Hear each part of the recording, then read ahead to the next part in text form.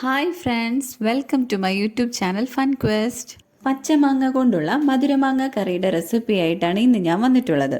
നിങ്ങൾ ആദ്യമായിട്ടാണ് എൻ്റെ ചാനൽ കാണുന്നതെങ്കിൽ സബ്സ്ക്രൈബ് ചെയ്യാനും തൊട്ടടുത്ത് കാണുന്ന ബെൽ ഐക്കണിൽ ഓൾ പ്രസ് ചെയ്യാനും മറക്കരുതേ. കൂടെ ലൈക്ക് ചെയ്യാനും ഷെയർ ചെയ്യാനും കമൻറ്റ് ചെയ്യാനും. അപ്പോൾ നമുക്ക് വീഡിയോ സ്റ്റാർട്ട് ചെയ്യാം. ഞാനിന്നിവിടെ 3 മാങ്ങയാണ് എടുത്തിട്ടുള്ളത്. ഈ ഒരു മധുരമാങ്ങ ഉണ്ടാക്കാനായിട്ട് നമുക്ക് പഴുക്കാൻ തുടങ്ങുന്നതിന് തൊട്ട് മുമ്പേ ഉള്ള ഒരു പരുവത്തിലുള്ള മാങ്ങ എടുക്കുന്നതാണ് ഈ ഒരു കറി ഉണ്ടാക്കാൻ ഏറ്റവും രുചിയായിട്ടുണ്ടാവുക. ഇനി നമുക്ക് ഈ മാങ്ങ മുറിച്ച് കഷ്ണങ്ങളാക്കി എടുക്കാം. ഒരു മീഡിയം സൈസുള്ള കഷ്ണമാക്കി മുറിച്ചെടുക്കുന്നതാണ് നല്ലത്. ചെറിയ കഷ്ണമായി കഴിഞ്ഞാൽ കുക്ക് ചെയ്ത് കഴിയുമ്പോൾ അത് ചിലപ്പോൾ ഒന്ന് അലിഞ്ഞു പോകാൻ ചാൻസ് ഉണ്ട്. ഇനി നമുക്കിത് കുക്ക് ചെയ്യാനായിട്ട് ഒരു പാൻ അടുപ്പിലോട്ട് വെച്ച് കൊടുക്കാം. അതിലോട്ട് 1 ടീസ്പൂൺ വെളിച്ചെണ്ണ ഒഴിച്ചു കൊടുക്കാം. വെളിച്ചെണ്ണ ചൂടായി കഴിയുമ്പോൾ 1/2 ടീസ്പൂൺ കടുക് ഇട്ട് കൊടുത്ത് കടുക് പൊട്ടിയ ശേഷം അതിലേക്ക് 1/2 ടീസ്പൂൺ ഉലുവ കൂടെ ആഡ് ചെയ്ത് കൊടുക്കാം. കൂടെ നമുക്ക് ഒരു വറ്റൽ മുളക് കൂടെ മുറിച്ചിട്ട് ഒന്ന് ഇളക്കിയെടുക്കാം.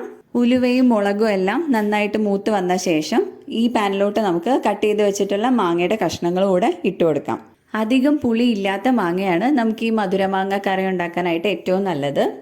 മാങ്ങ ഒന്ന് മിക്സ് ചെയ്തെടുത്ത ശേഷം അതിലോട്ടൊരു 2 തണ്ട് കറിവേപ്പില കൂടെ നമുക്ക് ആഡ് ചെയ്ത് കൊടുക്കാം.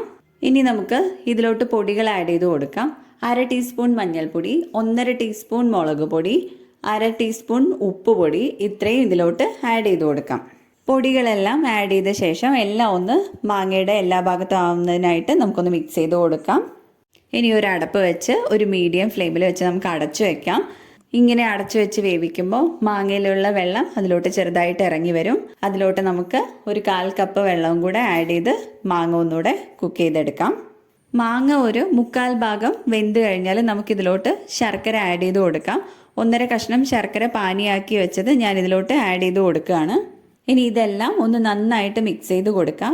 അതിനുശേഷം നമുക്ക് അടപ്പ് വെച്ച് അടച്ച് ഒരു 4-5 മിനിറ്റ് വീണ്ടും നമുക്കിതൊന്ന് കുക്ക് ചെയ്ത് കൊടുക്കാം. ഈ ശർക്കരയുടെ ടേസ്റ്റും എരിവും എല്ലാം മാങ്ങയിലോട്ട് പിടിക്കുന്നതിനായിട്ട് നമുക്കൊരു 4-5 മിനിറ്റ് വെയിറ്റ് ചെയ്യാം.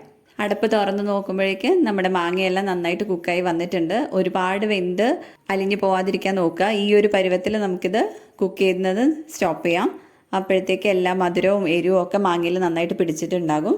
ചോറിൻ്റെ കൂടെയൊക്കെ കൂട്ടി കഴിക്കാൻ വളരെ ടേസ്റ്റി ആയിട്ടുള്ള ഒരു വിഭവമാണ് ഇത്. ഈ റെസിപ്പി നിങ്ങൾക്ക് എല്ലാവർക്കും ഇഷ്ടപ്പെട്ടെന്ന് വിശ്വസിക്കുന്നു. എല്ലാവരും ഇത് ട്രൈ ചെയ്ത് നോക്കണം. വീഡിയോ ഇഷ്ടമായെങ്കിൽ എല്ലാവരും ലൈക്ക് ചെയ്യാനും ഷെയർ ചെയ്യാനും കമൻറ്റ് ചെയ്യാനും മറക്കരുതേ. Thanks for watching.